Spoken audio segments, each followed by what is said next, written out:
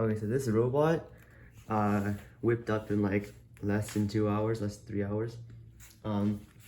It's just gonna be like a test bed for all my block coding shenanigans. And today we have a odometry coded in block code. If you don't know what odometry is, it's basically an absolute position tracking system, which allows you to like move the robot anywhere on the field, and it can tell where it is based on the 0 position, which is here. So suppose like you want to find the position of the robot when it's over there. All right, you set the position, you set the 0 position to here, and you do some simple trigonometry and find your position here based on the vectors that it creates. So it just like, since any point on the field will create a right triangle comparative to the 0 position, you can always find the position of the robot by just doing simple trigonometry.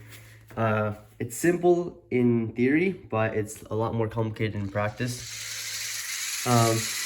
Anyhow, it is possible in block code, and although I don't have a motion profile yet, I would like to do 2D motion profiling, but as of now, it's just tracking. So yeah, it's also not too accurate because the inertial sensor has a bunch of like accuracy issues and also tends to drift.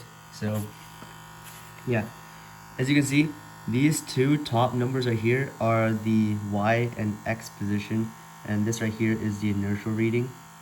So if you move the robot around, it should like change as you push it around. So right now, it's at like 35 centimeters by 15 centimeters. Actually, no, it's not actually by centimeters. It's a random value that I don't know. But yeah. So essentially what it is doing is taking the distance from there to there, and this is from here to here.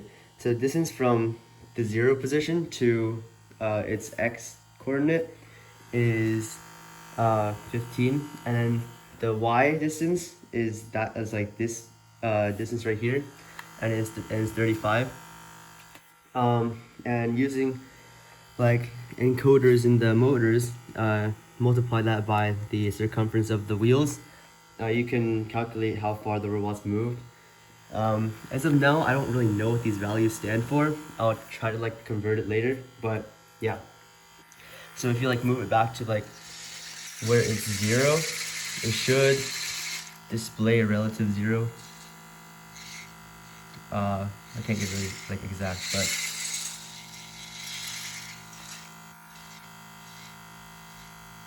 alright, 33, that's close enough.